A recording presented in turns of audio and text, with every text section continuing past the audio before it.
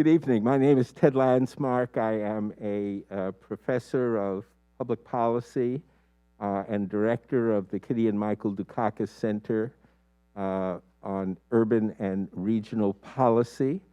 You have tuned into or are present in the room for the Northeastern and Myra Kraft Open Classroom, which this semester has been discussing issues of race and anti-Semitism and reconciliation. I want to start tonight's class by acknowledging that here on the Northeastern campus we had an anti-Semitic incident that took place sometime overnight with the desecration of a Jewish symbol. Our president, Aoun, has immediately notified the entire campus and has expressed his condemnation of this event, and we are starting a series of activities that will address this. This class, at least the students within it, began a discussion of some of the policy implications and the responses that should be taken, and we will be discussing those at greater length in our class next week. But I think it's important for all of us to acknowledge that as much as we've had conversations about hate crimes and the effect that they have, sometimes in a somewhat abstract way, these despicable acts take place even here, even today, even on our own campus. And we all feel strongly that appropriate responses need to be made to those. And so, having said that, I'm delighted to be able to introduce my fellow faculty member and colleague and director of our Jewish Studies program and also of the Humanities Center here on campus, Professor Lori Lefkowitz. Lori?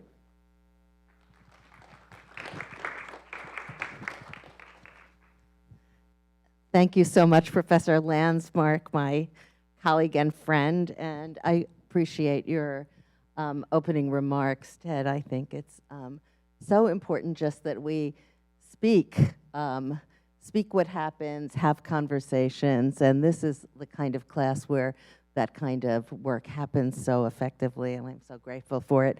So it's my great pleasure to be back here again with you this evening in the open classroom on the topic of repairing a divided America, race, hate crimes, and reconciliation. As you all in the room know, co-taught and organized by Professors Ted Landsmark and Jonathan Kaufman, which I say for those people who are joining us for the first time remotely. And again, they have graciously yielded this podium to me to MC for tonight's program on Asian Americans in a multiracial and multi-religious democracy. I am Lori Lefkowitz, as you just heard, Ruderman Professor of Jewish Studies, and on behalf of both Jewish Studies and the Humanities Center, which I direct, I want to and have co-sponsored tonight's program. It's really my pleasure to welcome all of you in the room and who have joined us from other parts of campus, the students who are taking this class, and the many people who are joining us remotely. It's really very good to see you. And as those of you who were with us for the first conversation on the price of whiteness, Jews, race, and American identity know, tonight's event is the second in a series that we have folded into the open classroom as part of our annual Ruderman program, which this year is exploring in particular the colors and cultures of the Jews, and which will form, one component of tonight's conversation. Our panel of faculty experts and our guest, Rabbi Mira Rivera, will each present remarks on wide-ranging topics, from the history and variety of Asian Americans, anti-Asian hate, their own experience and choices, social justice and coalition building. And in a few minutes, I will introduce each of tonight's speakers in a little more detail, though one can never do justice to the fullness of these biographies. I spent a good part of the afternoon today with Rabbi Rivera and learned a personal story that made me just want to sit down and write a memoir for her. These stories are endlessly interesting to me, so I hope our students, are writing their own stories. That's what I have to say. But first, it falls to me to reiterate our very warm gratitude, that is the gratitude of Northeastern University's Jewish Studies program to the Ruderman Family Foundation, and thank them for their generous support of our work and their partnership in bringing relevant and important programs to the Northeastern University and greater greater Boston communities. And I have to tell you, I miss the large audiences that we used to attract in the big auditoriums on our campus. But the upside is that with the support of technology, we're actually now reaching a much larger and more wide-reaching audience remotely. So we can see you, we know you see us, and thank you all for being here. So we are also once again glad to be able to celebrate in this way the memory of Morton E. Ruderman, whose dedication to Jewish studies at Northeastern has been tremendously impactful. Morton Ruderman, a 1959 graduate of the School of Engineering and a co-founder of Meditech, with his wife, Marcia, whom we welcome, played a vital role in the establishment and success of Jewish studies at his alma mater. That legacy is honored by the Ruderman Family Foundation, and we're pleased to welcome the Ruderman family, Jay, Shira, and Sharon Ruderman, who are joining us remotely tonight, and the foundation staff, especially Chana Shaul Bar Nisim. I want to thank them for their important work that they do not only for us, but in their strong advocacy work for inclusion and their support of productive relationships between Israel and American Jewish communities. I want to thank the administrators of Jewish Studies and the Humanities Center, Deborah Levison-Stanhill and Gabby Fiorenza Hagopian, respectively, for making everything that we do possible. And I also want to thank my colleagues in Jewish Studies, especially Simon Rabinovich. Finally, Jewish Studies and the Humanities Center benefit from the support of the College of Social Sciences and Humanities in 1,000 ways under the strong leadership of our Dean, Uta Poiger, who is also joining us remotely tonight. Each of tonight's panelists will speak for about 12 to 15 minutes, and they'll just come up serially in turn. After they make opening remarks, I will invite them to respond to one another to the extent that they would, that they have questions and comments bubbling up for each other. And once they have some of that conversation, we will open the floor to your questions, and we will also happily take questions to those of you who submit them online. So without further ado, it's my pleasure to welcome our panelists, the first of whom will be Rabbi Mira Rivera, who is the first Filipina-American rabbi to be ordained at the Jewish Theological Seminary. Born in Michigan to immigrant parents, she grew up dancing and developed a love for the arts and disciplines of learning. Deeply rooted, what I also learned today is she was born in Michigan, but she was actually raised in the Philippines. Deeply rooted in meditation practices and community organizing, she brings an introspective approach to her practice while emphasizing relationship building, interconnectedness, collective power, and collective responsibility. Her experiences of being an outsider as a person of color in Jewish spaces inspired her to make spaces for Jews of color, JOC, by co-founding Harlem Chavruta, teaching and mentoring at Amud, the JOC Torah Academy, and taking part in the first cohort of Dimensions Jewish Women of Color, Resilience Circle, and Bend the Ark's Sela Cohort 15 for Jews of Color. Prior to her ordination in 2015, some of you are just going to love this detail.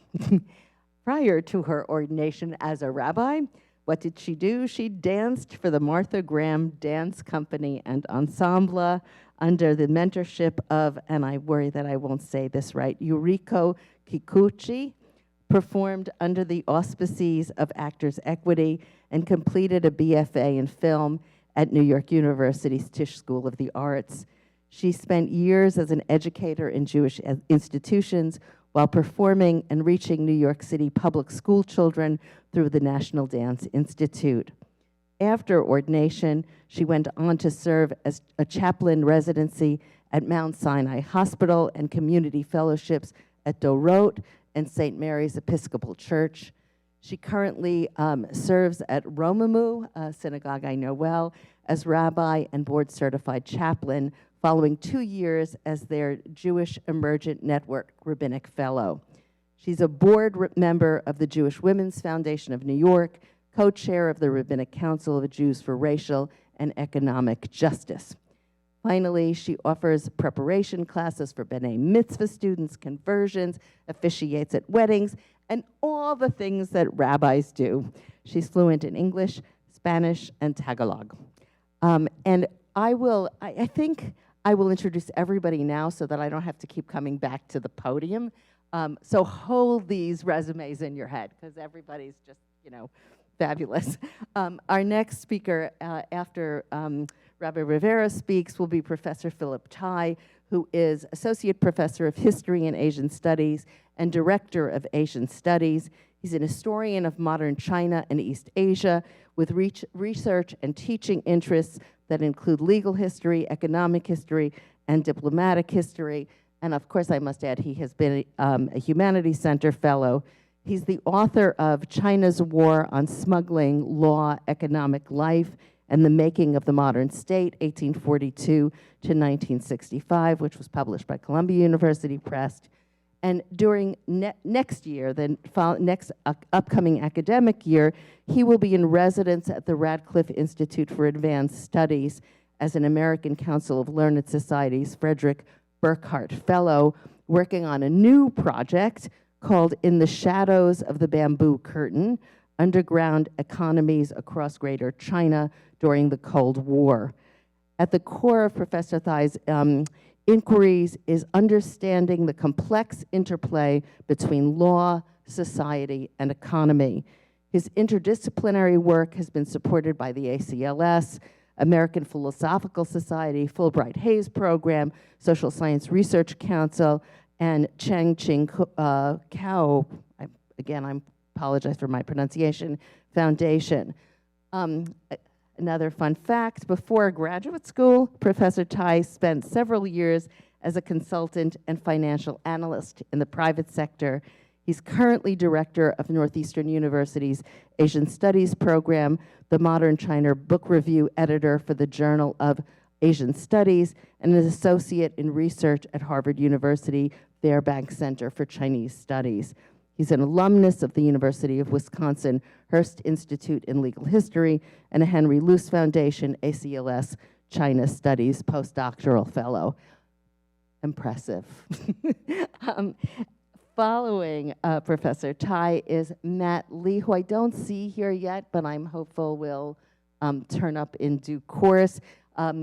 Should he do so, he is teaching professor of human services and has taught courses in counseling theory and practice, cross-cultural psychology, ethnic identity, and conflict in Romania, Germany, Poland, and Croatia, intro to psychology, lifespan development, developmental psychology, race and empowerment, Asian American identity, psychology and literature, and senior capstone.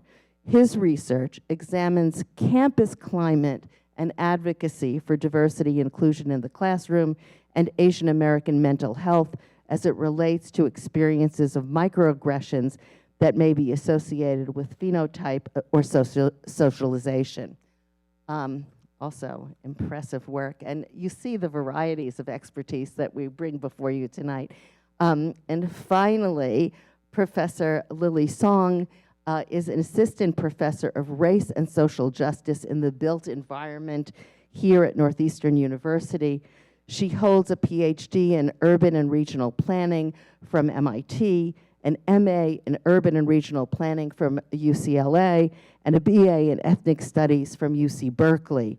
Professor Song's research interests lie at the nexus of race, class, and gender politics of space, infrastructure-based mobilizations and experiments, and reparative planning and design in American cities and other decolonizing contexts. And there'll be more on that subject as this semester progresses in this course, I happen to know. Prior to coming to Northeastern, Professor Song was a lecturer in urban planning and design at the Harvard Graduate School of Design, where she was founding coordinator of Harvard Co-Design. So I think we have a very exciting panel of speakers to look forward to, and I would like to welcome Rabbi Rivera to the podium.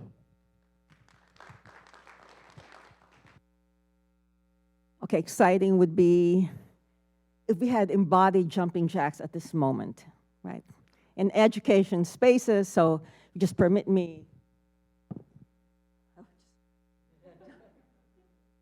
just need to do that.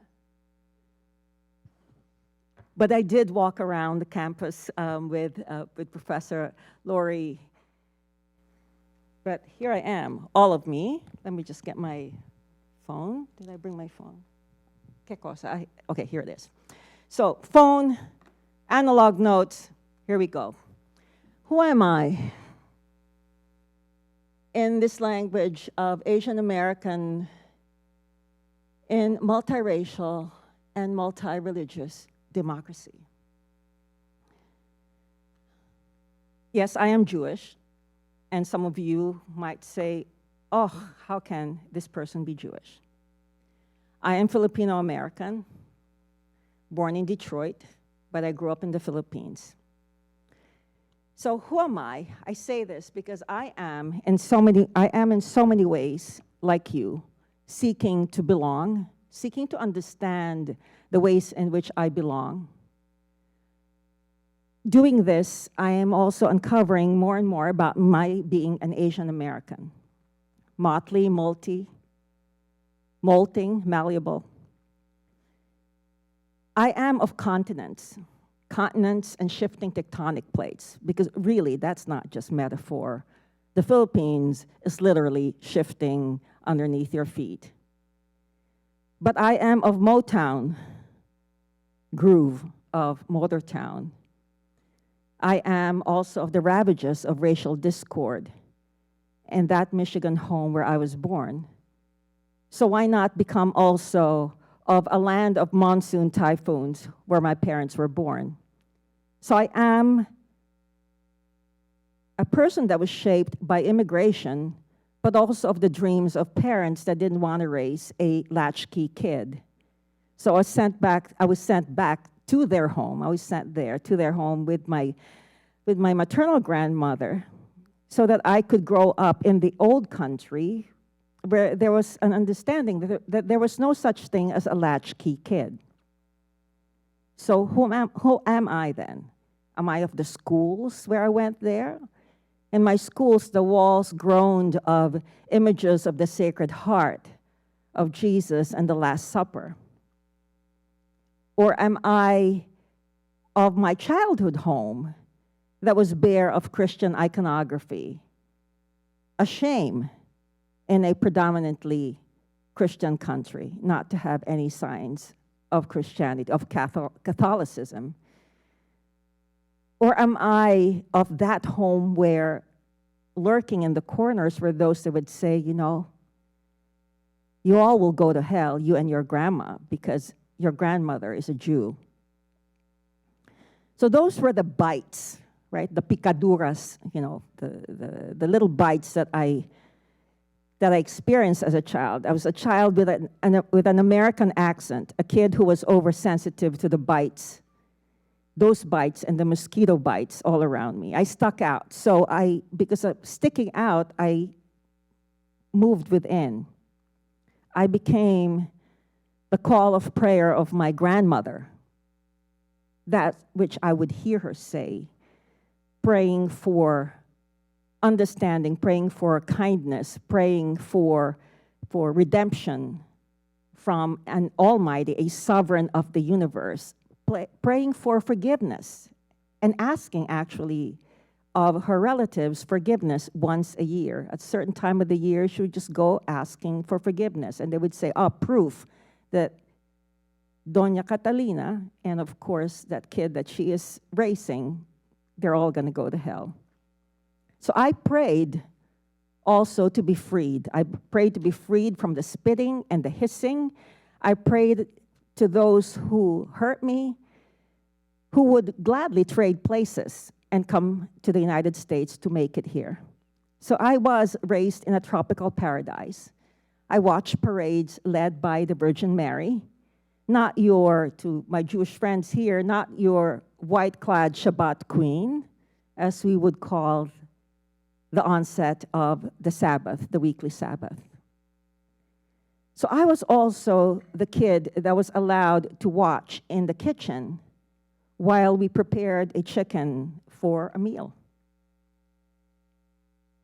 In our kitchen, the woman, our aunt, the cook, was the shochet, was the butcher. And I watched as the knife went back and forth on a sharpening stone, and until she would test the sharpness of it on her nail, whereupon she would make the cut on the neck of the chicken. I grew up with this. Later on, when I would be in Jewish spaces, a cousin by marriage said to me, Mira, that's shocheting, right? That's butchering according to Jewish law. I said, oh no, that's how we all did it. So my upbringing was shaped by a longing mixed with the religion, the dominant religion in the Philippines, which was Catholicism, but it was also shaped primarily by the God of my grandmother, which had no name.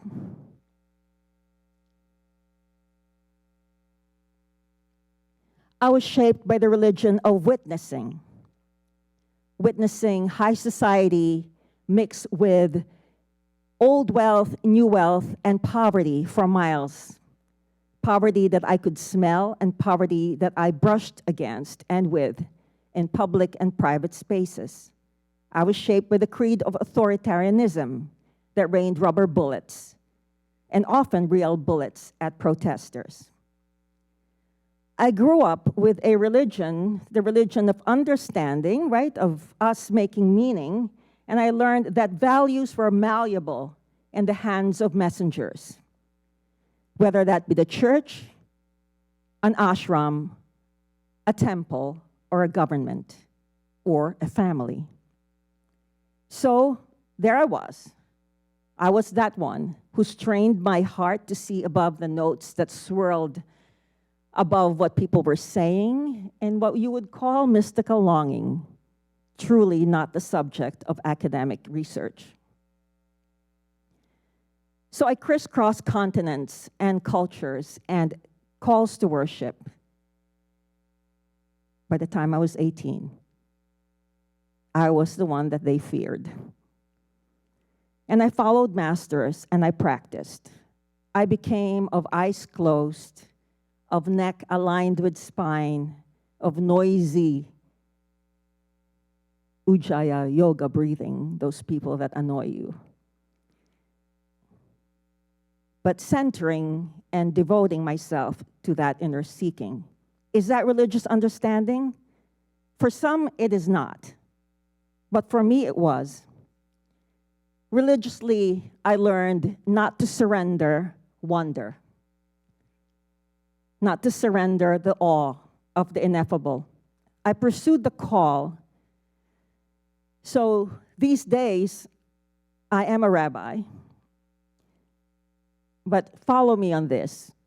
I am cilantro on Shabbat, on the Sabbath, not necessarily dill. I am of long noodles on Rosh Hashanah, the Jewish New Year, not necessarily brisket.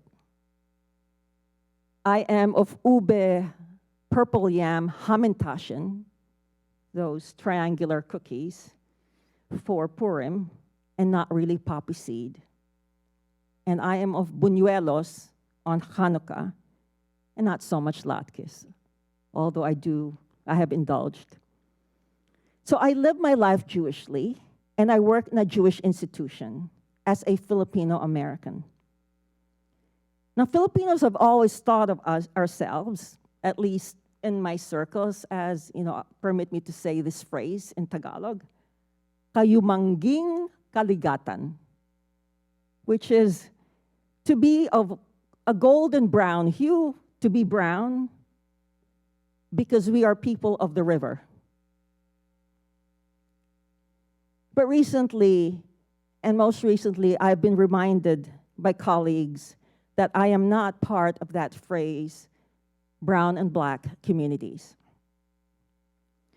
I am a scarred survivor of shtetl civility on the Upper West Side of New York City.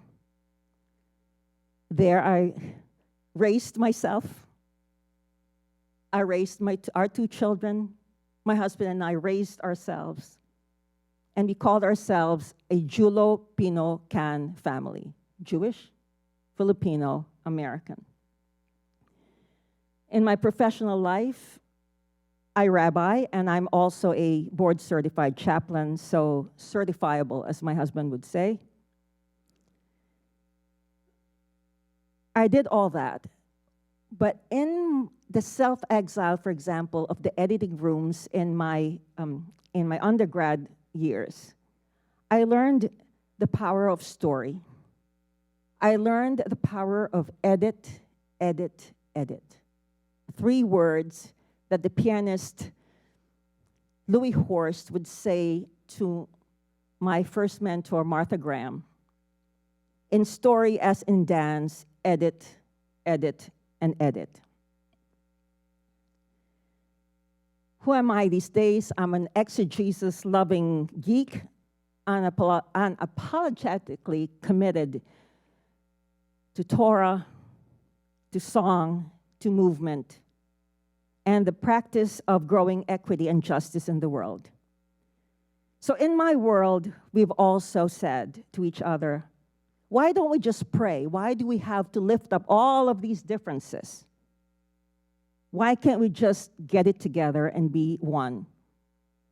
Because even as I try, as hard as I try to be in that divine, you remind me, they remind me, and I am reminded that I am Filipino and American. I choose to say American, too. I have different textures, and I have different accents.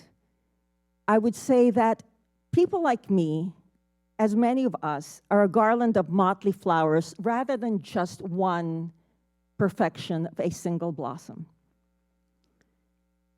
And I am an Asian American, but there are so many of us in the Asian American world. And in the Asian American Jewish world, we are, let me just remember the last Zoom I was in. We're Indonesian. We are from India. We are also from the Philippines, and we are also from China. We are also adopted, and we are also reclaiming the languages that we have lost. I am a survivor of many people's isms. In my family, in my Jewish family, in the yoga family that I was part of. And I have to say that I'm emerging from the shame of acting in concert and in relationship with those who enticed me with the manna of acceptance. So intoxicating to finally be accepted. But then to see that I am still wading and swimming in a soup of unbudging inequality and inequity. As a person who is working actively in religious spaces, I'm also innerly working on a spiritual addiction to inclusion and palpable spirituality. I am of privilege and I am of lack of privilege. I am warring, but I am committed, as I've said this, even just yesterday, not only to be co-leading, but being co-led by young Asian American Jewish leaders. Because I'm committed to having this as my lifeline to live on beyond me. So to the Jewish community who asks, why should they support and be in solidarity with Asian American Pacific Islander communities? Is it because it's just fair to stand in solidarity with people whose lives are in danger? Or is it because hatred unleashed on one is hatred unleashed on all? So through the lens of the Torah, that which we call the Jewish Bible, the written and the oral Torah, we can turn over this why again and again. And they say turn it over again and again. But turning one's back on any people is turning your back on all people. We know that only too well. Particularly Jews, whose lives have been shaped by diaspora, by journey, and by reinvention. Analog, page moving. And to my Jewish community out there, if you would just enter those Asian Jewish spaces as I've entered, I cannot even tell you the longing, the commitment to Judaism, the commitment to uncovering their own backgrounds as Asians, how deeply palpable that is every time I enter those spaces. But here's the problem. We make all these spaces for learning, and we thank foundations like the Ruderman family for sponsoring events such as this. But oftentimes, we don't know the other person. So it was not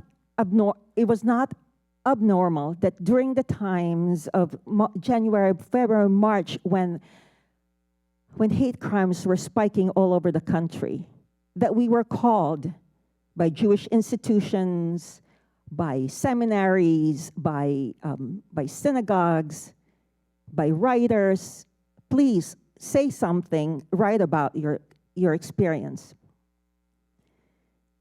And the young amongst us, and a lot of you here will resonate with this. What more? For trauma porn? At our expense? So there was a call at the height of the movements after the killing of George Floyd to our Black and brown communities, to our siblings there, take care of yourselves. Do what you need to do for yourselves. So this is something that we are finding a dissonance even in being Asian, being Jewish, is that are we also to be of service all the time at the expense of our own awakening? Who is going to take care of us when we are taking care of others? The lack of understanding, for example, and I see my colleague here, Professor Philip Tai, of making the studies on Asian American or Asian studies as something more normal in institutions such as this. I see this lack of understanding in my own colleagues as we mobilize to support our Black and brown sisters and brothers and siblings. They don't know, or there's a lack of understanding of the history of Asians here in America. When is the time for them to learn that? When we are supposed to take our own healing and our own hurting outside. The stone, the fist, the boot that cracked a pelvis in this last few months, for me, is the messaging. The messaging that no matter what our immigration status is, no matter how many generations we have paid taxes and labored as citizens, the status of an AAPI person is that of the other. My own father labored under this assumption, coming from the Philippines to this country. He scrubbed the decks of ships. He became an engineer.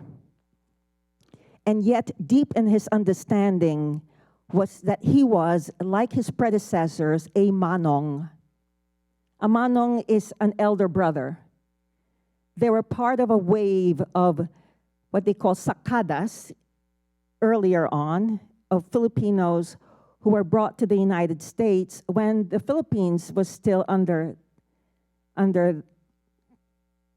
we say Hollywood. We say in the Philippines, we are 400 years or so under the friars of Spain and 50 years under Hollywood. So he too was a person like that. He was a manong. And when I grew up in the Philippines, I remember calling elders as manongs. Little did I know that my father was that person who was not to marry or not even to move outside his own circle of Filipino workers. So what to do? How many minutes do I have? 1. So what to do? Believe it or not, under all of these organizational auspices, let us create containers for racial dialogue, not only in spaces like this, but in cafes, in circles, around, in this, so many circles, concentric circles around on this campus. I am exhausted. I do get dispirited. Alone, I cannot do this work. We need each other. We need to see a human being behind these names, Asian American. And we need to know that it's way north and all the way down south, is way east, and it is way west. I am exhausted. I get dispirited, as I said, and I cannot do this work alone. And I see you, and I'm willing to be led and to co-lead and to, as an elder, and I'm willing to be led.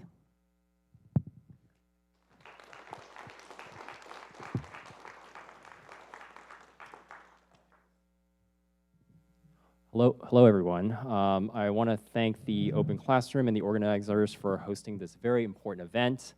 I welcome the opportunity to engage in a constructive conversation with the Northeastern community and with the broader public. So, the upsurge in anti-Asian bigotry and violence last spring has brought some renewed attention to Asian American Pacific Islanders, their experiences, their history, and their struggles. So since last spring, I've been invited many, many times to speak on this issue. On the one hand, I fear repeating myself, going over the usual history, going over the usual narratives. So I worry that I've already said too much. On the other hand, I am still surprised at how many of us are not as familiar with the history of Asian Americans. And I count myself among us, as I am learning something new every time I visit this subject. So in addition to worrying that I've said too much, I also worry that I cannot say enough. Until the broad history of Asian Americans is not relegated to some marginal field, but placed within the heart of American and global history, I guess there is an ongoing necessity for all of this.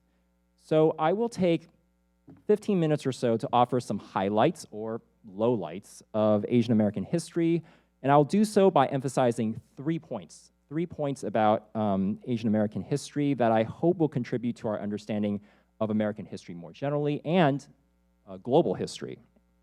I'm going to try to move chronologically, but I will also move thematically. I'm going to provide some very brief overviews, but I'm happy to elaborate later.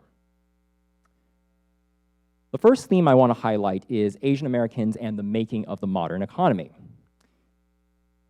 As many of you know, the first waves of Asian migration to the United States and North America came in the 19th century. This wave included the Chinese working on the railroads, Japanese working in sugar plantations, South Asians, Filipinos working on farms. Regardless of where they came from, where they arrived, their labor, it was their labor that brought them to the Americas. And they were engaged in very difficult, low-paying work that native-born Americans or prior waves of immigrants no longer wanted to do. You could say without exaggeration that they were the essential workers of their day. Now, low-cost labor provided by European and Asian immigrants were critical to building the infrastructure, manning the factories, working the mines, and so forth, industrialization, resource extraction. None of this was possible without cheap and reliable labor. So I should note, however, that this is not merely an American story, but this is also a global story. This data presents some estimates of various global migration flows in the century leading up to 1940. We are most familiar with the first row, the data for migration from the Americas, mostly from Europe, but also augmented from other parts of the world, including Asia. This was by far the largest wave in modern history. But of course, there were other waves of migration to Southeast Asia, to the Indian Ocean Rim, into Northeast Asia, and so forth. Now, this is not necessarily a celebratory story of modernization spreading across the world. This was a very complex and very even brutal story of disruption, dislocation, and dispossession. But my point here is that it is undeniable that migrants from Asia, like migrants from other parts of the world, made the modern economy for good or for bad. So Asian migrants are similar to the migrant workers of today who underpin our contemporary economy, and they remind us how the use of low-cost, flexible labor has a very, very long history, a history that is intimately bound with the history of modern capitalism. The second theme I want to highlight is Asian Americans and the making of modern immigration. So the arrival of Asian laborers filled a critical niche and addressed some urgent manpower shortages in various industries. Asian laborers were not only willing to work for lower wages, but they were also viewed as culturally alien, unfit to become quote-unquote Americans. And this combination provoked a backlash.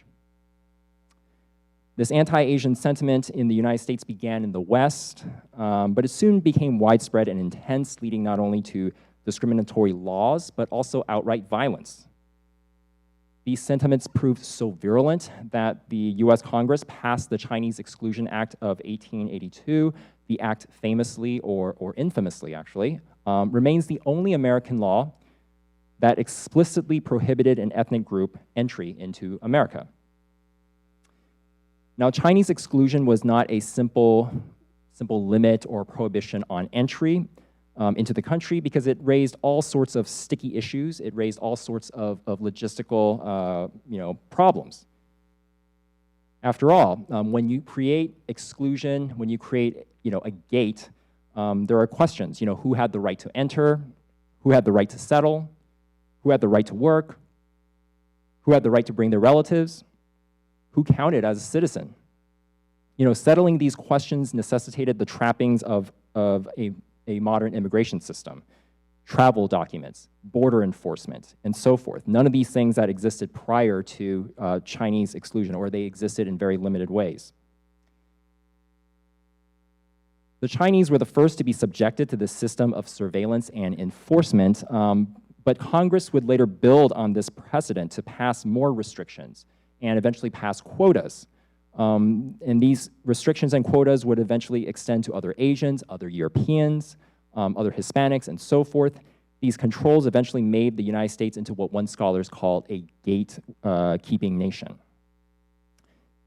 And this history reminds us of how Asian exclusion was the genesis and the underpinnings of our modern immigration system. This system was made, and it was made relatively recently, step by step, animated by exclusionary fervor. The third theme I want to highlight is Asian Americans and the making of modern identity. So restrictions on immigration would slow the growth of Asian communities in the United States. I should also note that geopolitics would also play a critical role in shaping Asian American history in the 20th century. Many of you are probably already familiar with some of these stories. So during the Second World War, Japanese Americans came under deep suspicion of their loyalties and were interned. During the Cold War, Chinese Americans came under deep suspicion of their loyalties and lived with significant fear of sharing the fate of Japanese Americans. Meanwhile, America's image as an open, liberal democracy in the midst of Cold War competition was tarnished by its discriminatory immigration system. So in 1965, the Immigration Act was passed, signed here by President Johnson in New York. This act was designed to lift old restrictions, but it had the unintended consequence of permitting more immigration from Asia. And hence, our modern Asian American communities, this was the moment when many of them would arrive in America. The 1960s was also when the label Asian American was created by Asian American activists, basically to unite disparate communities.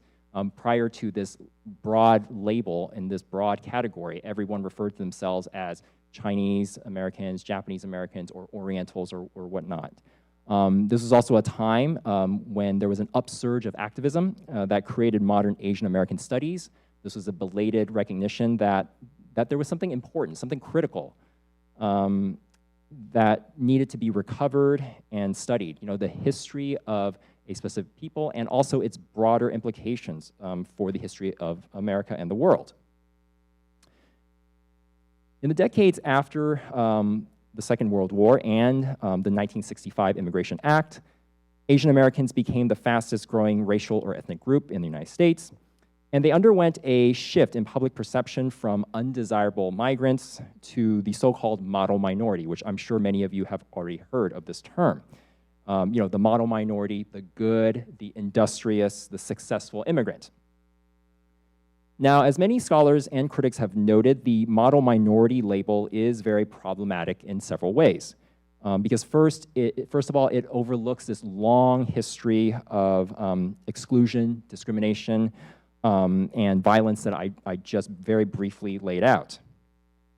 Second, it overlooks the vast diversity of the Asian American label. Chinese, Indian, and Filipino, or East, South, and Southeast Asians, they comprise 3 of the largest groups of all Asian Americans today, and this is a very broad category of lumping different people together.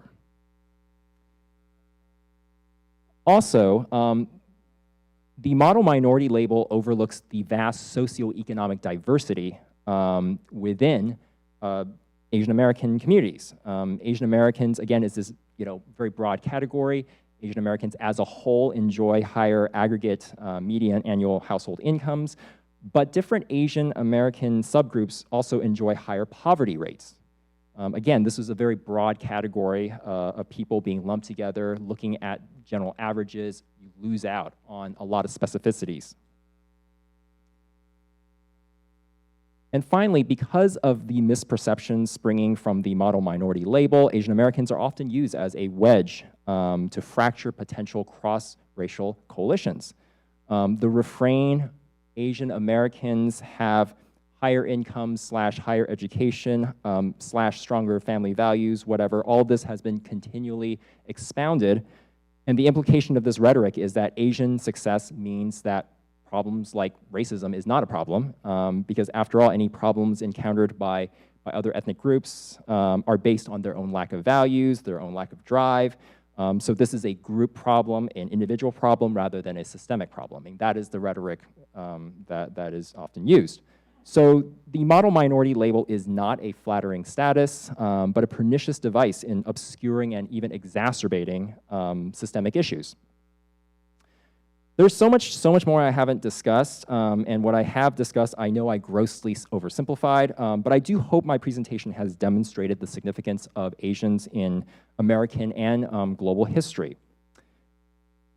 Let me go ahead and just end my presentation by saying a few words about what Northeastern can do.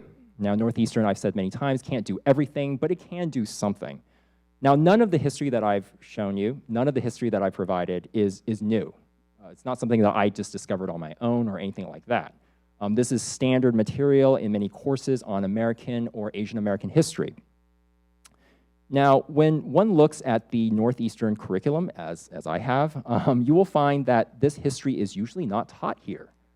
And that is because right now, Northeastern has two classes explicitly devoted to the Asian American experience, and these classes have not been offered every year, and in some cases, these classes have been offered by non-permanent faculty. So basically, a very critical area being taught by faculty who are not permanent. You can see the problems in that. Now, we also do not have a historian of Asian America. We also do not have any Asian American studies. Last spring, Asian American students at Northeastern circulated a petition with several demands. One of their demands was more Asian American studies on campus, and I would say that this is not an unreasonable demand. Because when you look at other institutions, and when I say other institutions, I do not mean big state flagship institutions, I do not mean big, elite Ivy League schools, I just mean like other private universities in the Boston area.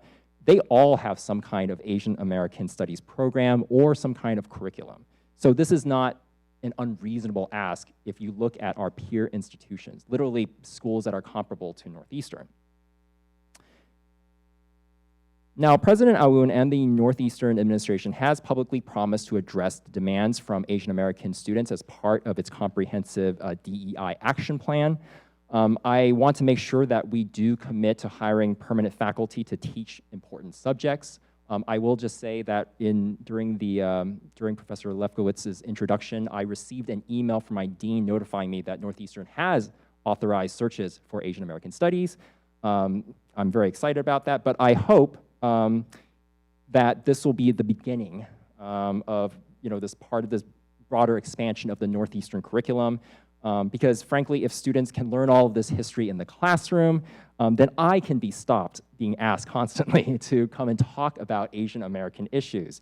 So again, I hope that we can stop relying on individual efforts to address institutional failures. And here, I'm going to go ahead and stop. Thank you very much for your time, and I look forward to our conversations.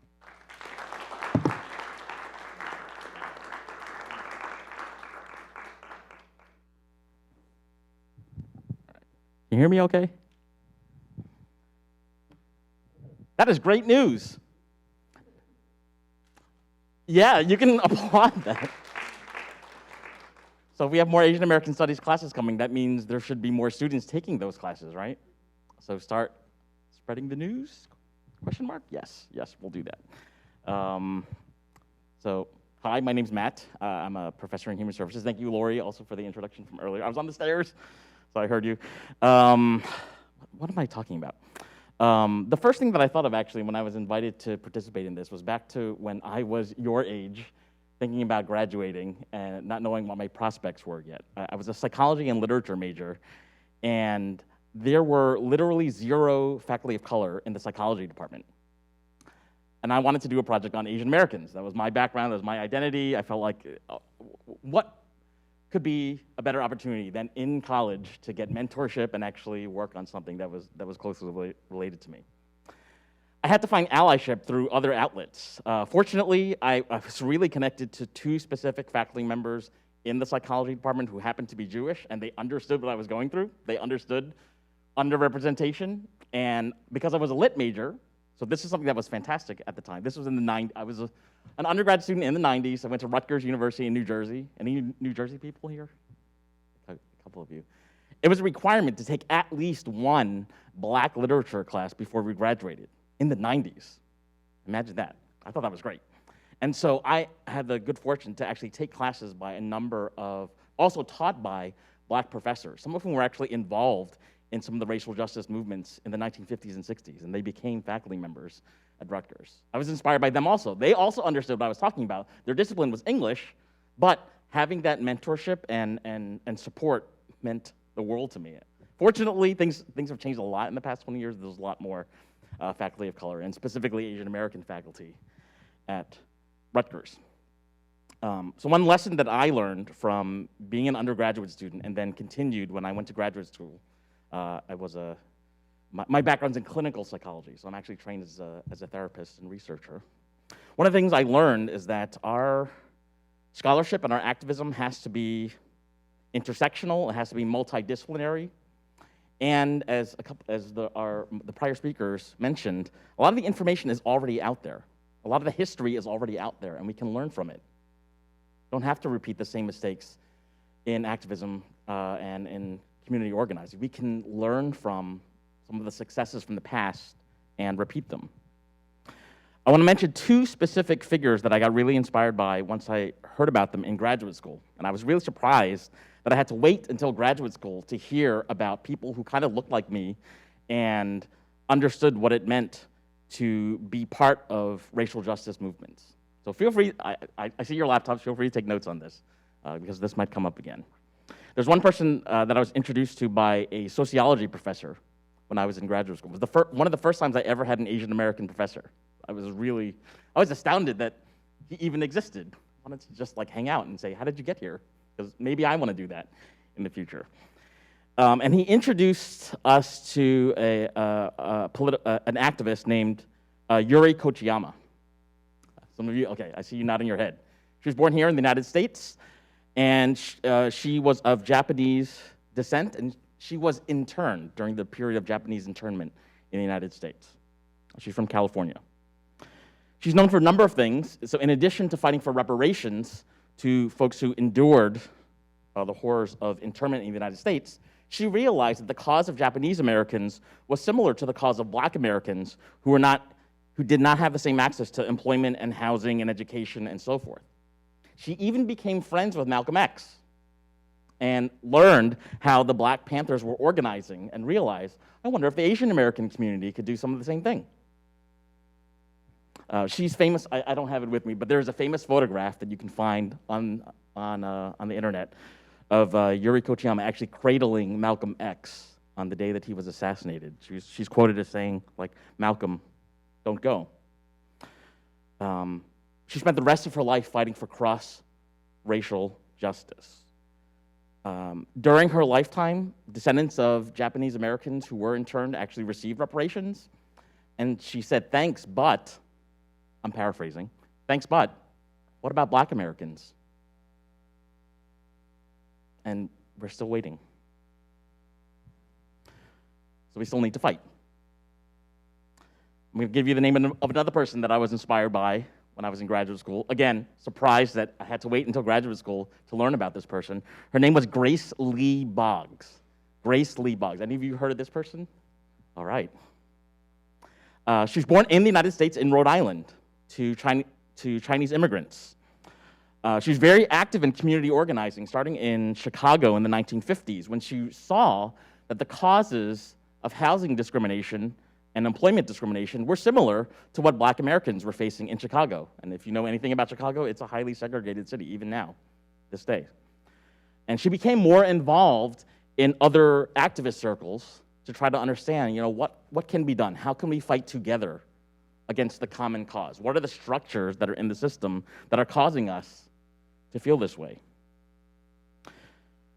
She became active again in the 1980s following the murder of a man in Detroit of Asian descent named Vincent Chin. Have any of you heard of Vincent Chin? Okay, a couple of you. So in the early 1980s, the United States was suffering a little bit of an economic slump when it came to the automotive industry. A lot of buyers were looking to purchase cars from Japan instead of US-made cars, and a lot of people lost their jobs in Detroit. There was one evening in Detroit where Vincent Chin, who was the son of also son of Chinese immigrants, he was out partying at a club. I think it was very close to his wedding date. And all of a sudden, two white guys started shouting racial slurs at him. They started to get to a verbal argument, which then escalated into a physical argument, which went out onto the street. The fighting continued. One of the white men actually, who was assailing Vincent Chen, actually left the scene of the crime and came back with a baseball bat. And Vincent Chen was murdered. This happened in Detroit, Michigan. The court case, the trial, however, did not take place in Detroit, Michigan, which even in the 1980s was a racially diverse place. Instead, they moved it to a suburb, a mostly white suburb. The two white men who admitted that they murdered this man never went to jail. And for many Asian Americans, this was a wake-up call. For many Asian Americans who knew the history of what had happened to people like Emmett Till, people realized we have things in common with other communities who have been victimized by white supremacy. And maybe there's something we should do about it. Maybe we have to do something about it, because who else will speak up for us if we're not speaking up for ourselves? Sometimes I choke up when I talk about it in my classes, because Asian American history should be everywhere. It should be in US history classes. It should be even in non-history classes, to understand why our community is grieving and experiencing this terror of both racism that could be happening and injustice, and also COVID that's going on, which I'll get to in a second. The wake-up call that happened when George Floyd was murdered last year, and the story went viral and the video went viral, is very similar to what happened to the Asian American community, where people realized this is not right, and we have to fight against this. There are lessons that can be learned for how we do this. What's really interesting in the research world, scholars have discovered that the Black Lives Matter movement and the use of hashtags, building awareness on social media, has actually worked to increase people's understanding. The Say Her Name hashtag, are you familiar with that? The Say Her Name hashtag has actually worked, particularly if you have more racially diverse networks. What's great about social media now is you don't even have to be friends with somebody to join some of these networks. You can watch and observe and learn by following some of the other outlets that are out there. Personally, I'm following a lot of Asian American networks lately, due to the increase in Asian hate that's happened in the last few years.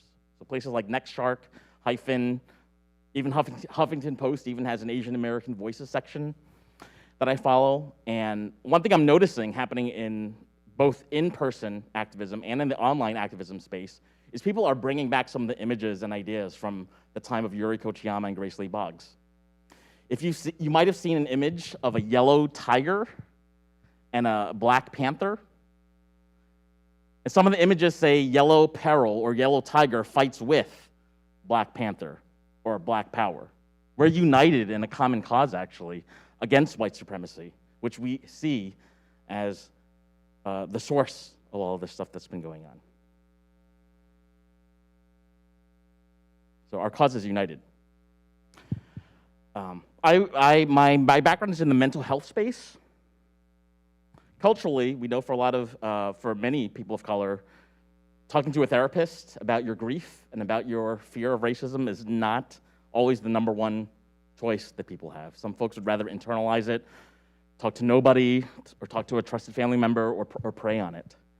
And I can tell you from having so many friends that are in the therapy world and treatment world that many Asian Americans have been experiencing an increase in even vicarious PTSD and anxiety, insomnia, and other conditions. One thing I noticed in late 2020, when defunding the police became another aspect of the rallying cry for justice. Later in this year, actually earlier this year, there was an Asian American man named Christian Hall. This happened in the state of Pennsylvania. He was 19. He was a Chinese American adoptee. And he was experiencing a suicidal episode. He had a history of mental illness. He was carrying a non-lethal weapon. The police came in, assessed the situation, and Christian Hall's life was taken the same night that the phone call went in. The police recently ruled that the killing was justified.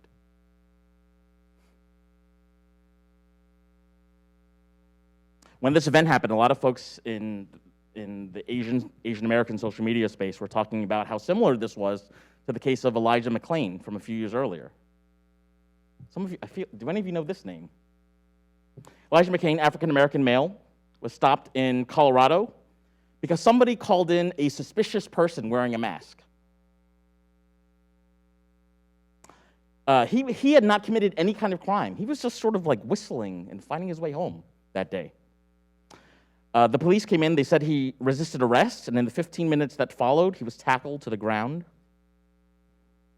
First responders were called who injected him with ketamine. That case was settled yesterday.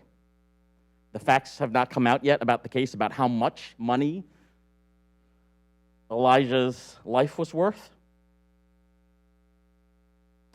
But a lot of folks are saying there's no justice, no matter what the dollar amount is. What would be justice, what would be liberation, would be a police force that actually does protect and serve as it's meant to.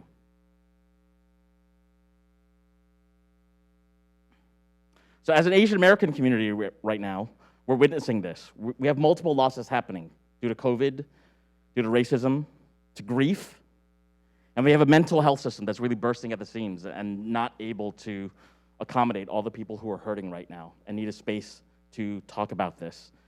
Need to find a therapist who can actually be culturally sensitive and effective in an understanding of the issues that people have been facing.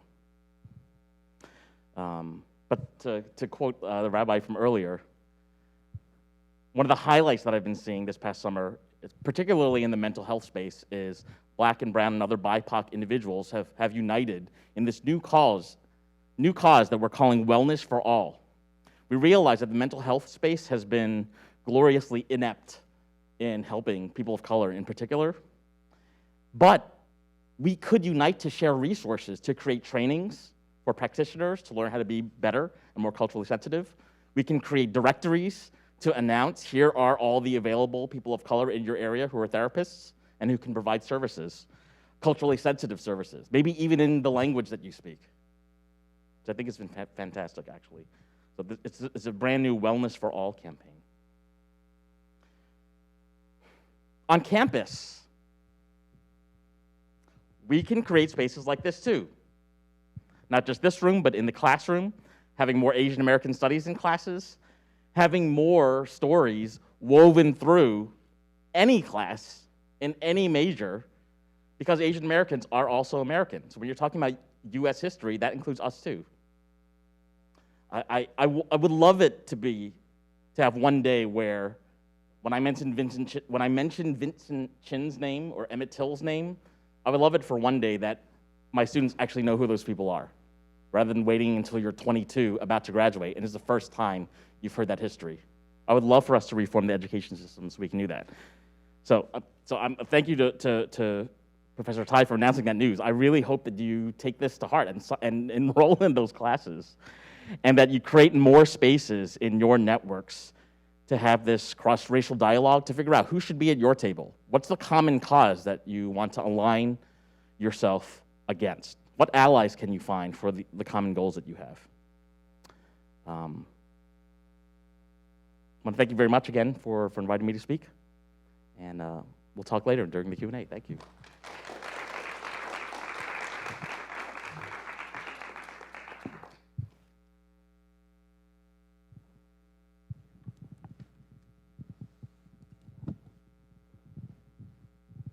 You all have been sitting there for a long time. How are you feeling? Do you want to get up and do a couple jumps?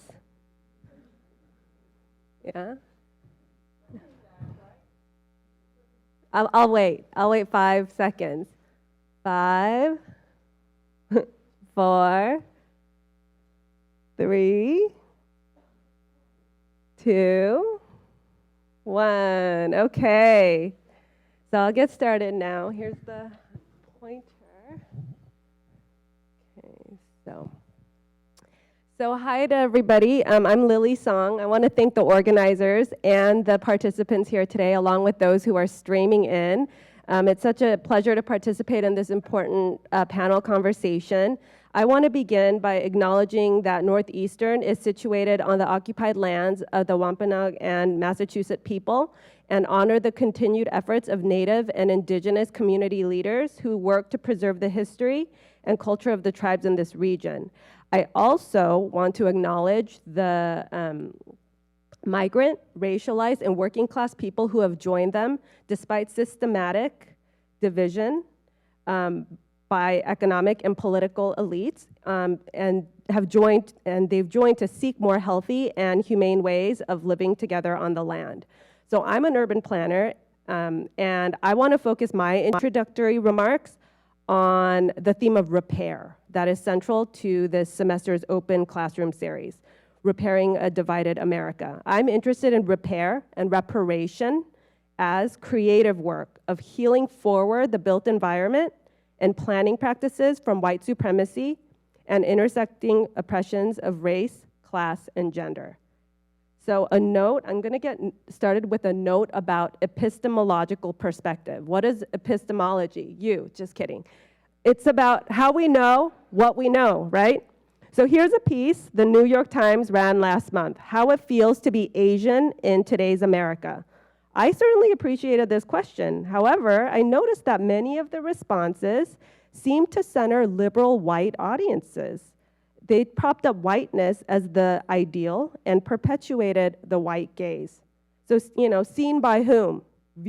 I don't feel seen. I don't feel, understood, right? By whom?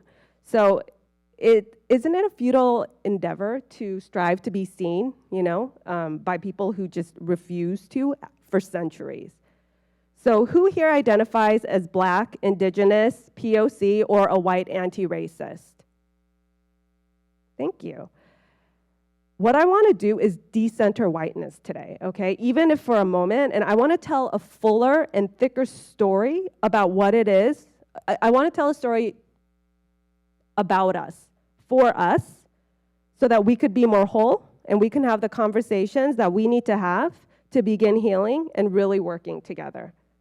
So to reintroduce myself, I'm an urban planner whose research, teaching, activism, and practice focuses on subverting and reformulating planning and design with place-based activists and movement organizations to advance societal transitions to more just and regenerative ways of living together on our planet Earth.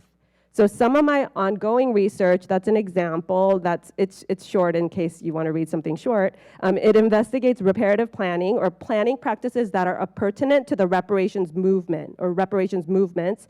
And this piece talks about some action research that I've been conducting with the regional coalition in LA to advocate divestment from transit policing and investment in holistic public safety measures. I'll skip through that. So in studying ongoing movements for reparations in the US, I've drawn a lot of inspiration from Robin D.G. Kelley's Freedom Dreams. Who's read this book? I highly recommend that you get this book. The chapter, A Day of Reckoning, Dreams of Reparations, sets the record straight that reparations is not a privilege or a gift. It's payback, right? It's wages owed. It's restitution for centuries of unpaid labor, violence, subordination, and exploitation, as well as an ongoing struggle which holds enormous potential for revitalizing movements for social justice. Kelly, Phil, I loved how elegant your slides are. Mine are bombarded with words here. So I put this quote in here. It illustrates the expansive and reverberating possibilities of reparations envisioned by movement leaders over the past 3 centuries. And this is enormously important as guiding visions for our work of healing a divided America. So much, Kelly's saying that so much of our infrastructure, housing, schools, and related institutions could be repaired through reparations because that would address the fact that all of this is spatially sprawled and carbon intensive. So when we invest in Black majority neighborhoods, we divest from the physical manifestation of white supremacy and invest in more regenerative systems, higher density, just because the way that the built environment has sort of shaken out in the US. So in recompensing Black communities, particularly through strategically planned and coordinated housing infrastructure and spatial investments, potentially through the Green New Deal, right, which is now called Biden's infrastructure bill, if Manchin can just get out of the way. And that could be a big step in shifting our society from an extractive economy to a regenerative one. So we heard about the Japanese American internment, and thanks from Phil, and thanks to Matt, we heard that there was a campaign for reparations. So who knew that before you got here? Great, I'm impressed.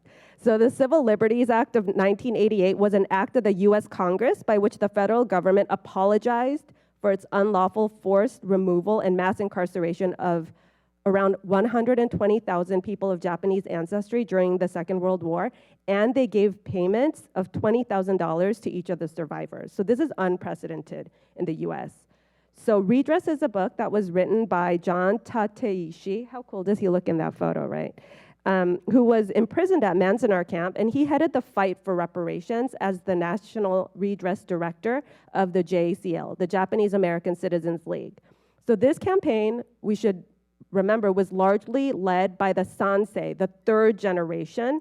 And the reason this is important was because they grew up in the post-war era, and they were influenced by civil rights and Black power movements. And they broke down the wall of silence in the Japanese American community, because after leaving the camps, much of the older generations, they prioritized assimilation and were embarrassed and ashamed to discuss their experience of being put in these internment camps. They were highly invested in white supremacy. They wanted to kind of put their head down and uphold the prevailing structure. They had to overcome a lot of shame to testify about their experiences. And for campaign advocates, the monetary payments, oh, I have to shift to my other long quote here. The monetary payments were less important than gaining formal recognition for the injustice done to Japanese Americans and giving real meaning to their patriotic ideals and making sure it wouldn't happen to other Americans. And this is why they really emphasized education, hence the importance of the Asian American Studies program here at Northeastern, right? So too often, anti-Asian racism is gaslighted, sidelined, and erased by tropes like model minority, right? As are instances of community activism and collective struggle, and thank you to Matt for highlighting that. And the reason I'm telling the story of Japanese American reparation is to convey the fullness and thickness of what it means to be Asian Pacific Islander American. Okay, we're not just model minorities, and also we are interdependent and mutual with other racialized communities, especially African Americans. So many of our basic citizenship rights to get paid for work, vote, own property, attend public schools, marry across race if we choose to, were won by Black-led freedom movements in this country. And it's questionable whether the JA reparation movement would have even come to be without the civil rights and Black power movements influencing the young people, right? So actually, I'll pause here. So reparations is a touchy subject, but it's a conversation that we need to have. And it's a larger movement that we could build together to not only repair a divided America, but also our segregated and sprawling built environments. Decentering whiteness and white supremacy culture allows us to shift from a deficit mindset concerning racialized groups to focus more on the abundance of our experience and our shared assets, right? So the success of the JA reparations campaign sets an important precedent for other reparations movements. What else could we do beyond the restitution payments to realize the more expansive possibility of reparations that Robin Kelley describes in his book, right? That animated movement leaders in reparation movements since, they were founded in the 1800s, right? The other question is, when we tell fuller stories, what other sort of traditions of activism can we reclaim and learn from, right? So we need to create more spaces where we tell stories by us, for us, and we need to define us more expansively. And we can all divest from whiteness, including those who became white, right? We can reclaim our humanity. And I would say the first step is reparations, right? Because we need to address and heal our festering open wounds in order to even grow, right, as a people. So if I had a slogan for my talk, it would be reparations is for everybody. Thank you.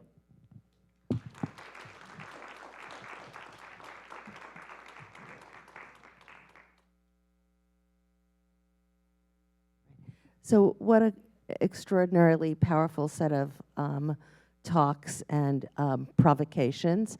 And while our panelists collect themselves and take a minute to think about what things they might want to say to one another, I just want to make mention that in this course on December 1st, Professor Margaret Burnham will be, who heads up in the law school here, the Project on Restorative Justice, will be in conversation with Menachem Kaiser, who is being brought here as part of our Holocaust and Genocide Awareness Committee's work.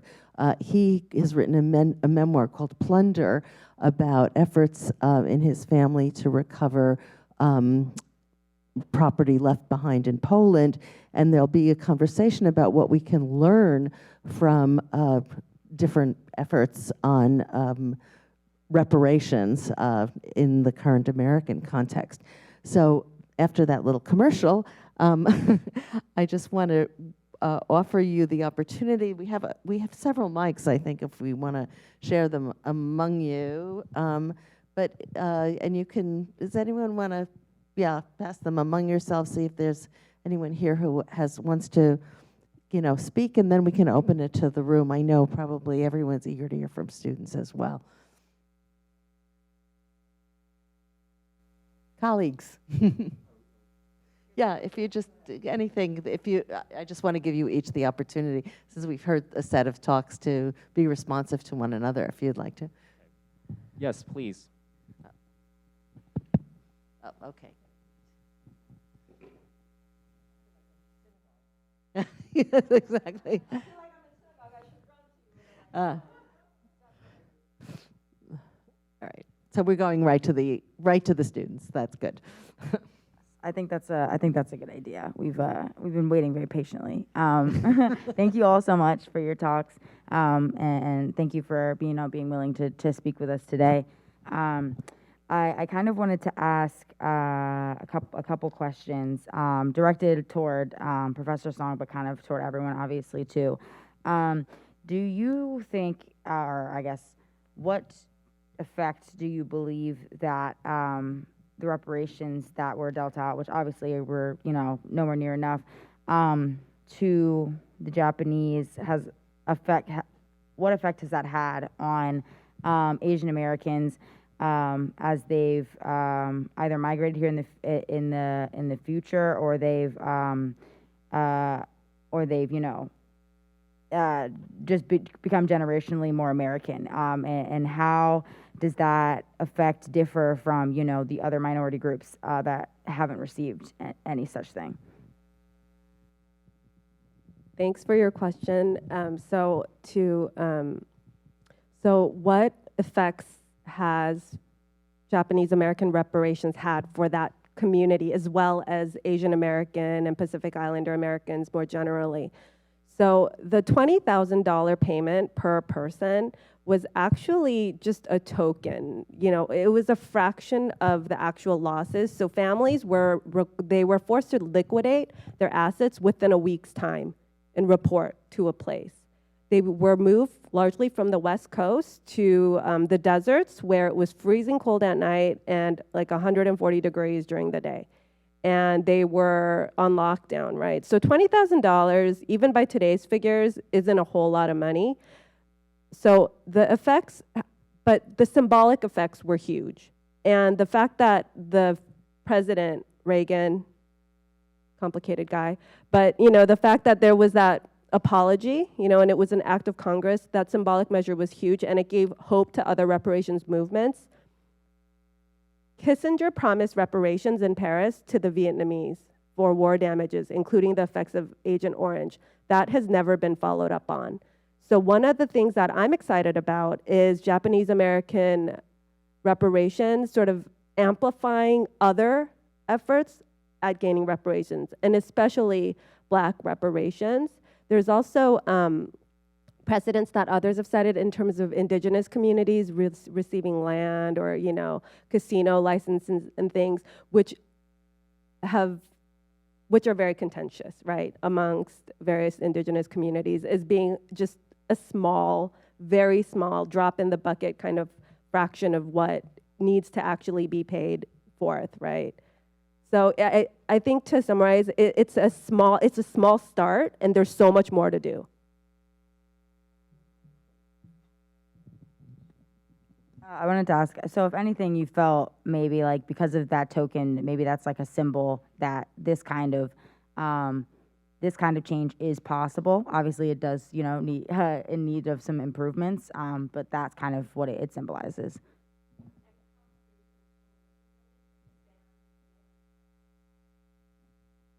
Thank you. Can you pass the mic to one side or the other of you? You have hands on either side. Thanks. Hi, thank you so much again. And this is, I guess, for any of you. Specifically, I know with COVID, we had obviously a lot of overwhelming anti-Asian hate and sentiment. And I think that wasn't just, a white phenomenon. It was from other races as well. And so we mentioned, obviously, the civil rights movement and the Black community's influence. But I wondered if you thought, even with the topic of reparations, what's more important, addressing anti-Asian hate in the Black community and anti-Blackness in the Asian community, or confronting racism as a whole against white supremacy? Thank you very much for that question. I guess I just want to also highlight a perennial problem in history, which is this problem of what they call disidentification. Basically, one group saying, trying to reposition themselves, I'm not X, I'm Y, so therefore, don't, direct the hate towards me. And this has happened throughout, history. During the Second World War, for instance, many Chinese Americans would wear buttons saying, I'm Chinese, I'm not a Jap. I mean, just to say that I'm not them, I'm me. But then, of course, during the Cold War, Chinese Americans would fall under the suspicion, during the time of the Red Scare. And also, this is not something within groups. This is also a phenomenon between groups. So during the late 19th century, when certain categories or ethnic groups that we consider white, quote unquote, say Italian Americans, in order to demonstrate their fitness, their fundamental fitness to become Americans, they were constantly labeled as the Chinese of Europe or whatever. And they would say, no, we're not. We're just like the industrious Germans. We're just like the civilized English, and so forth. So we also have to think about how we position ourselves. And in positioning, we do not position ourselves against another group and gain whatever sort of recognition at some kind of other expense. That's a key idea that I hope everyone will remember.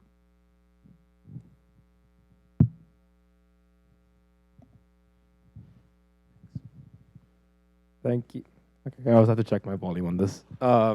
Thank you, everyone.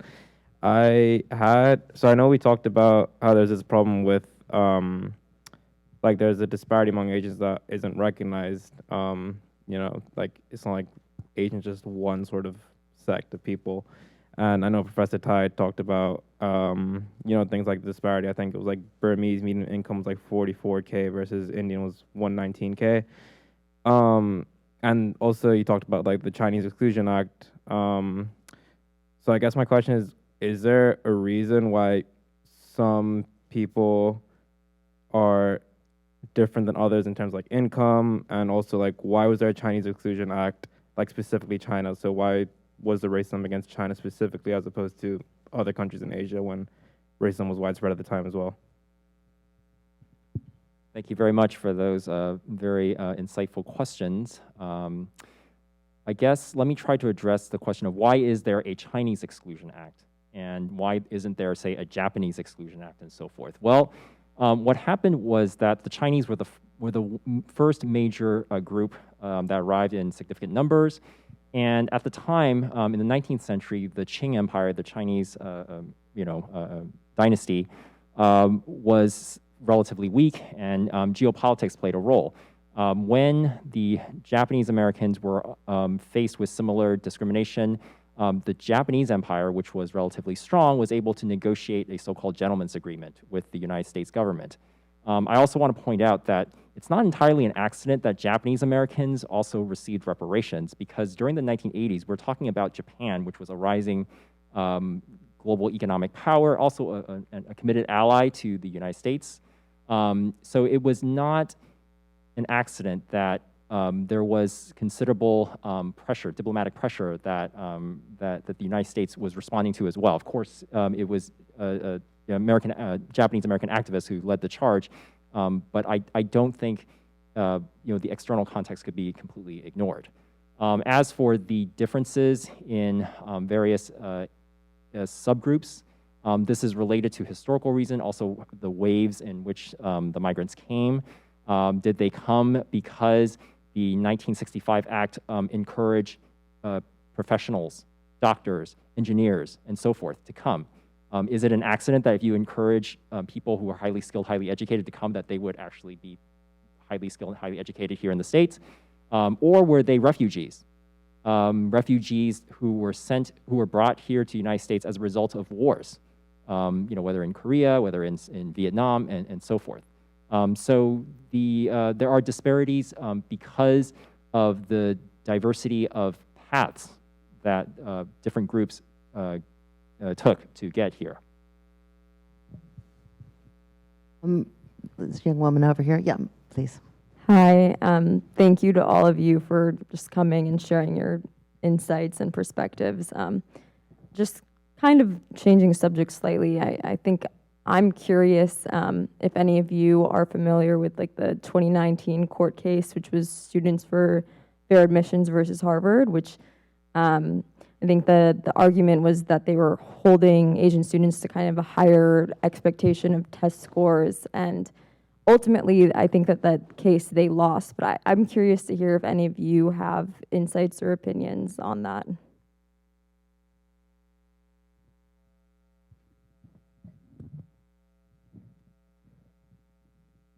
So my understanding is that, so the legal team that represented, so this court case, for those of you who are less familiar, was brought by a group of mostly East Asian students, right, and their families, saying that the racial quotas or affirmative action disadvantages Asians because East Asians disproportionately apply and then don't get in, right? And when we look at the legal team for that group, it's the same legal team that represented Abby Fisher in Texas. Who's heard of her? Becky with the bad grades, right? They say in social media. So there's been a lot of organizing, right, to take down affirmative action. And when we don't know our history and we don't tell stories for us, by us, right, and we don't strategize, and we don't understand how we have the rights that we have in this country as racialized people, we can be divided and co-opted, and we can diminish the rights that we do have, right? So that's sort of my own reading of that situation. Others may have differing opinions. Thank you very much. I just want to say that there is probably one important issue that animates certain Asian communities and Asian American communities, and that is the issue of affirmative action. There is a singular focus among certain circles that Asian Americans are not getting into college because undeserving people of color are getting in. But of course, that overlooks other factors of other students who get in who may not have the qualifications, be they legacy admits, be they children of donors, be they children or athletes of certain sports that that are played primarily by affluent families and so forth. So my point is that in some of the discussions that I've seen amongst Asian American communities against affirmative action, quote unquote, there is this focus on undeserving minorities that overlooks this vast group of people who get in, and there's no discussions of that. And I wish there were. I mean, I wish there were more discussion of why certain people who have fairly mediocre grades but whose parents literally donated $1 million, $2 million get in, or as we heard from the recent scandals, literally fake their way in. So that to me is even more egregious than anything. So so it's a very complicated issue, but it's one that I think requires much more education. I've had conversations about this with my own parents, and how when I raised this very issue, they were like, "Huh, I never thought about it," and I was like, "Yeah, you should." But of course, these are, there has to be more effort to recalibrate the thinking. So on a practical level, in Jewish circles we say tachlis, like just really like, as a parent with 2 kids who were in high schools and in magnet high schools in New York City, one of the things that my husband and I looked at each other and questioned each other and said, does it always have to be only Harvard? This oppression that it is only Harvard. And we know so many of the parents that were our contemporaries were only like targeting Harvard and Yale and just those few schools. So just to let you know, it is actually really affirmative and really a strong move for parents to look outside, look elsewhere where we would be wanted. And as a result, I had a daughter our daughter went to Davidson College down south, right, where we were wanted, and my son went to Brandeis, closer. But there you go. Is it only them? That's the affirmative action I think that parents can Professor Kaufman. This is a question for Rabbi Rivera. It's a rabbi question, which is, when we talk about coalitions and the history of America, we talk a lot about politics, immigration, a lot of the issues that everyone touched on. But, there's also this deep history of the role of religion and spirituality, whether it's Martin Luther King or Abraham Joshua Heschel or, Father Drinan.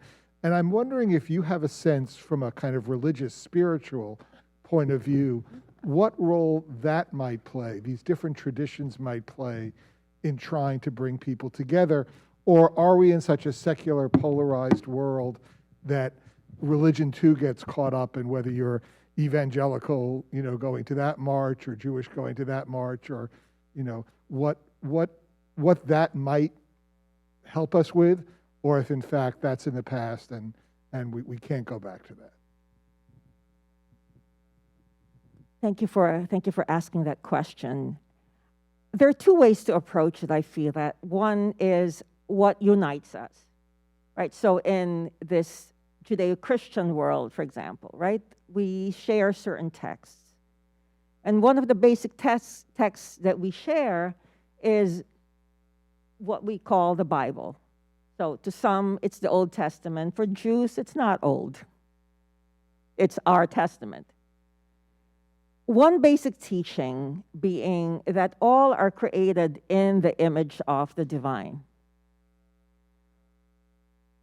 And we hammer that and we hammer that until I've hammered my head on that teaching again and again. And in the height of the murder of George Floyd, I was one of those asking, why can't we see this amongst faith leaders?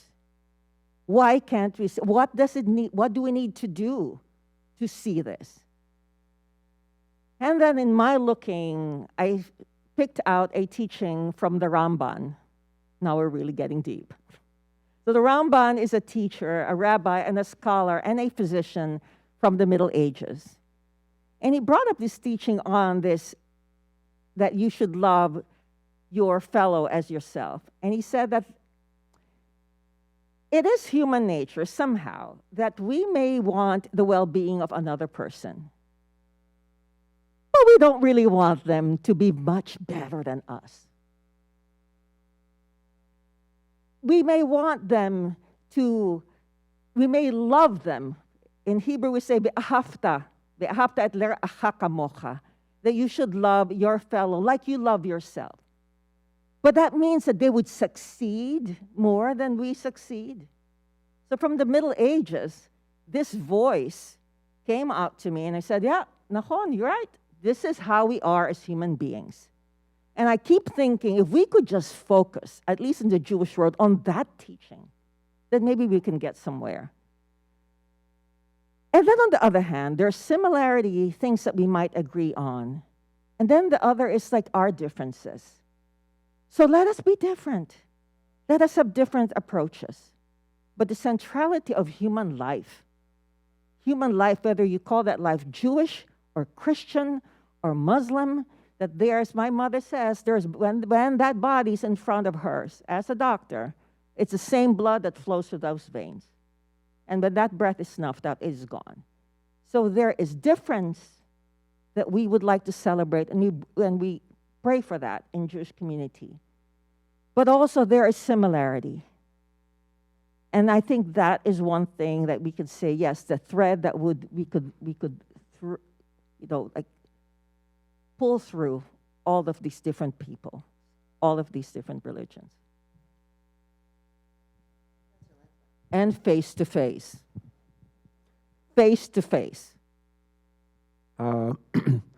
Professor Kaufman recently published some research that he had done on relations as between folks in the Jewish community and folks in China. And I wonder if he would comment on that research and what he learned from that about the interrelationships between Jewish entrepreneurs and families and the Chinese community. Well, I mean, I'll just do it briefly. As Rabbi Rivera would say, it's complicated. And I think, frankly, one of the challenges we face in dealing with these issues is whether it's the oppression Olympics or whatever we're in, everybody wants to be pure. Everyone wants to say, it's not my fault, we didn't do anything bad. I mean, the reality is that there is this rich history of these Jewish families that went to China, did extremely well, and helped modernize China. But they did it at the beginning by selling opium. And they knew opium was bad, but they were businessmen and they were making business decisions. They were colonialists, they were British imperialists. At the same time, they tended to treat their workers better. And later generations got very involved philanthropically, helping Chinese refugees and so forth.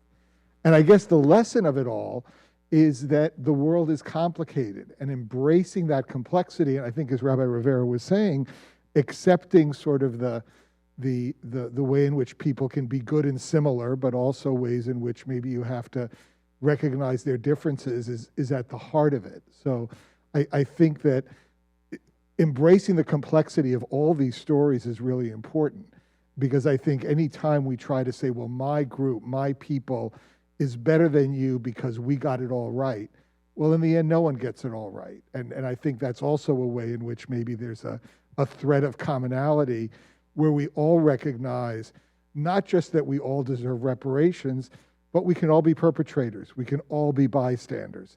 We all face moral choices, and we should encourage each other to make the right ones rather than always accusing people of making the wrong ones.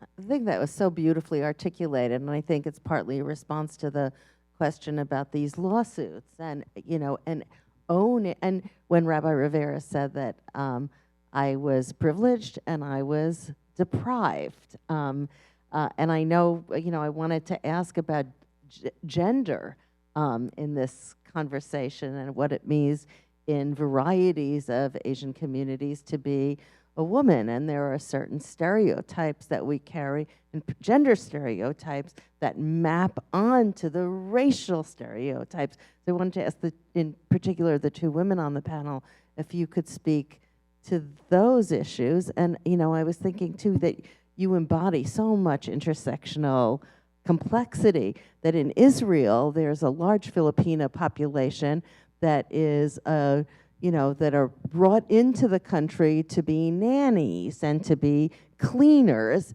And then when you go as a rabbi who's a Filipina, must be endlessly misread in terms of your authority and identity. So, if I could pose that to both of you. So that is the Jewish story spans this country for me and Israel, where I've gone to study where my husband's family is, and they're my family. Starts at the airport. So it starts at the airport. So if I am with my husband, who is white, and it's okay. It's okayer, especially with my father-in-law and our two kids, it's okay. If it's just me, my father-in-law has watched me line up and be the last person to be cleared. Right? Everybody will go through, and I will be the last person cleared. If it's me and my daughter, that happened one time when we were asked, I said to her, we will be asked questions, be patient. We'll answer each question one by one. We've been asked as a family to sing the Shabbat, a Shabbat song, the blessing over the candles. That's as a family. And we have said to each other, just be patient, we will sing. I've also seen, and I've heard of dancers from the Alvin Ailey Company, one man whose name was Muhammad. He's black, but his name was Muhammad. He was asked to dance, and he danced at the airport. So, yeah. So there it is. And also, going through rabbinical school, if you're having such a hard time, why don't you just leave? That's 6th year of rabbinical school.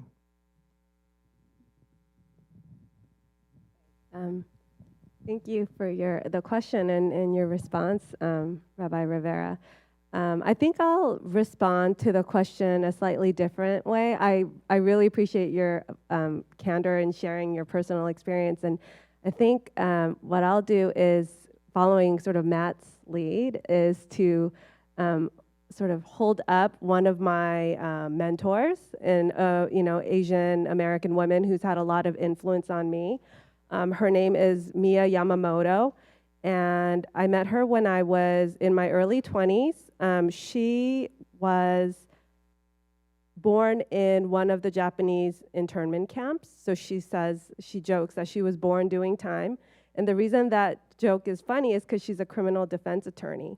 And Mia was actually born Michael.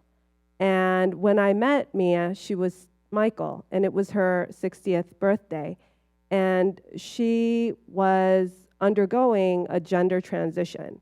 So as somebody in my early 20s, I wasn't really happy with my own gender. And I always sort of saw it as a liability, And I think in the US, people assume that, Asian cultures are so, traditional. They're so patriarchal. Asian women are expected to be, we're like sexualized and gendered in a certain way, right? And so, I don't really want to feed that fuel, to that narrative, but I'll say that, and it could be that because I grew up in a Christian patriarchal nation, with white supremacy culture, that I had internalized some issues of gender, right? So in my early 20s, I was always a big mouth, I had an attitude, and I didn't really know how to be like my full self and be effective. And I saw Mia, and I met her, and she was Michael, but then shortly thereafter she was Mia.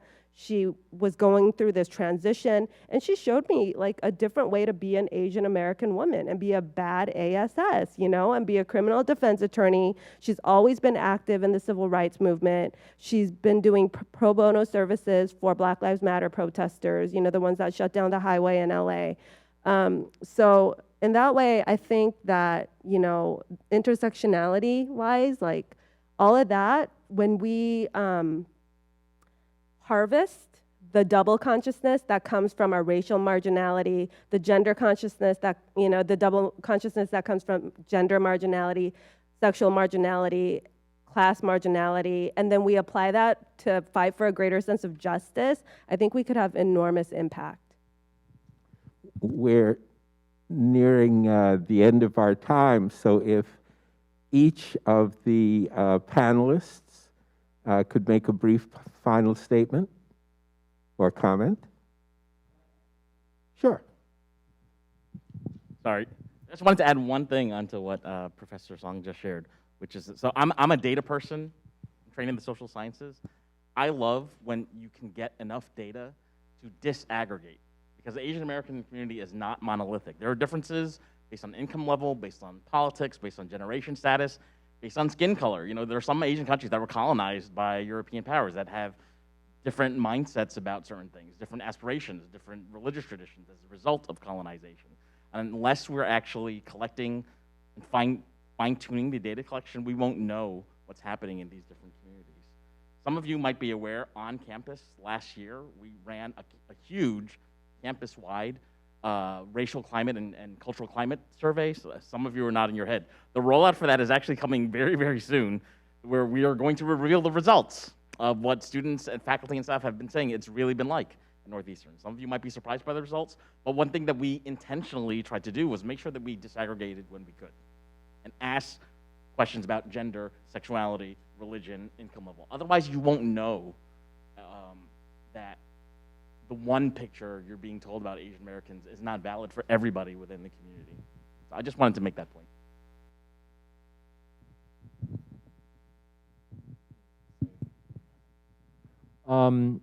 I don't know what to really say, except maybe I'll take this opportunity to express my gratitude. And that's my gratitude to many students, many of whom last spring took it upon themselves to organize and get the signature drive going to call attention to the problems at Northeastern, the appalling lack of support for Asian American students, and the appalling lack of Asian American studies. That brought needed attention, and frankly, it embarrassed the university to respond. This search that we're going to be doing, all these other activities, would literally not be possible were it not for the power, the collective power that many of students demonstrated. And so I want to basically end on a note to say that, like, it matters. It can happen. If there's enough collective action and collective will to force these things. Because if none of that happened, the university would not have responded. I've been here since 2013. No one has ever asked me about anything like this until last spring. I had my first conversation with my dean, shortly after the events of last spring. The phone conversation. I say, wow, this is really nice. I haven't talked to you since I interviewed for my job, 8 years ago. All of a sudden, they want to talk to me. And of course, why?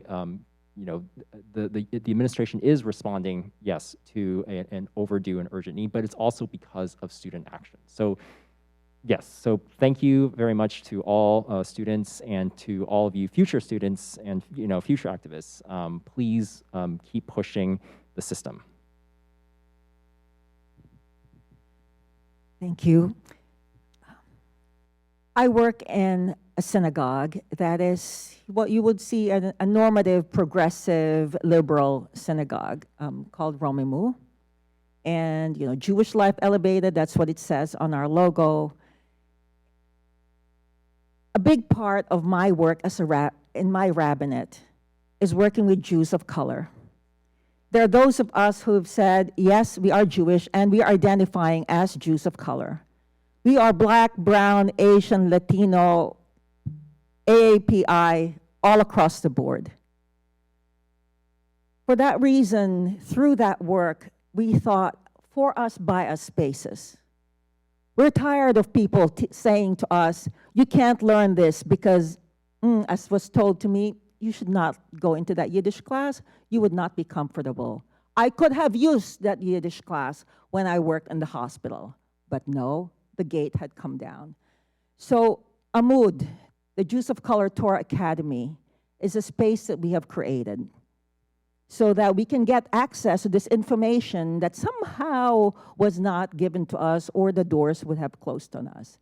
But we have seen also, really, with our collective work with Jews of color across the board, that in this time when Asian Americans, AAPI communities were targeted,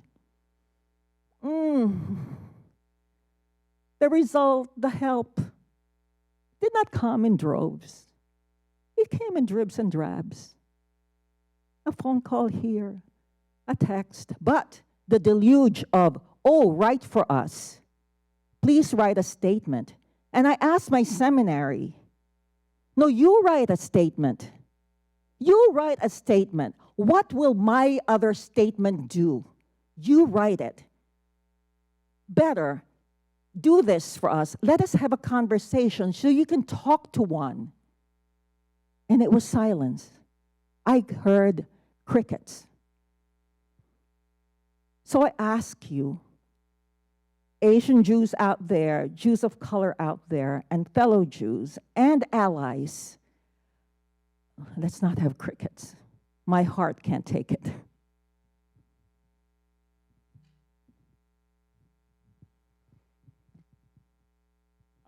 I'm going to share with you a moment that happened in my class a couple weeks ago where we watched a video about what happened in Charlottesville in 2017.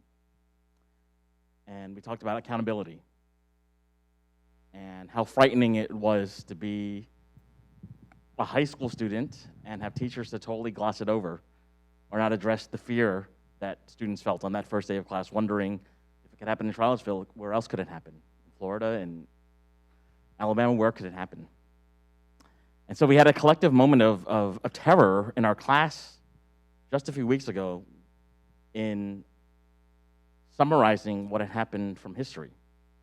In 1932, when Hitler walked down the streets of Munich trying to raise up nationalism, went to jail, was let out of jail,